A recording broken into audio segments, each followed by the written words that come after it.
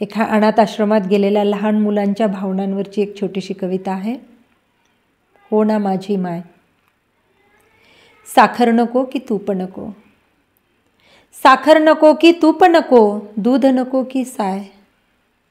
साखर नको की तूप नको, दूध नको की साय. क्षणभरासाठी का होईना, हो ना माझी माय. क्षणभरासाठी का होईना. कसे आभाळातून पडलो आम्ही, कसे आभाळातून पडलो आम्ही, खूप खूप गे रडलो आम्ही. कुणीच उचलून कसा आमुचा पापा घेतला नाय.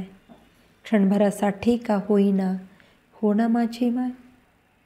कुण्या पक्षिणीची आम्ही पाखरे, कुण्या पक्षिणीची आम्ही पाखरे, कुठल्या कुळशातली आम्ही हिरे. तोंड काळे आमुचे तुझ्या पदराने पुसून जाय. क्षणभरासाठी का होईना, हो ना माझी माय. क्षणभरासाठी का होईना. मग अनाथ मुलेत म्हणून आम्ही काहीतरी खायला देण्याचा प्रयत्न करतो, तर ते म्हणतात, अगं तहान भागते भूक भागते, तहान भागते भूक भागते, तरी उदरी आग लागते. तहान भागते भूक भागते, तरी उदरी आग लागते. मुलं म्हणजे देवाघरची फुलं, तुला का माहीत नाय. क्षणभरासाठी का होईना, हो ना माझी माय. क्षणभरासाठी का होईना. म्हणे आई असते घरट्यातील चिऊ. आई त्यांना माहितीच नाही, फक्त त्यांनी ऐकलेली आहे, आई अनुभवलेलीच नाही आहे. ते म्हणतात की म्हणे आई असते घरट्यातील चिऊ, काळीज तिचे लोण्याहून मऊ. म्हणे आई असते घरट्यातील चिऊ, काळीज तिचे लोण्याहून मऊ.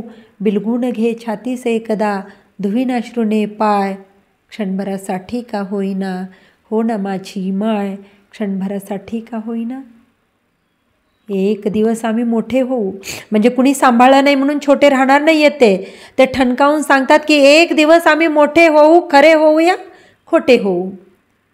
एक दिवस आम्ही मोठे होऊ, खरे होऊया खोटे होऊ. उब तुझ्या पदराची कधी कधी विसरणार नाय. क्षणभरासाठी का होईना, हो ना माझी माय. क्षणभरासाठी का होईना, हो ना माझी माय. धन्यवाद.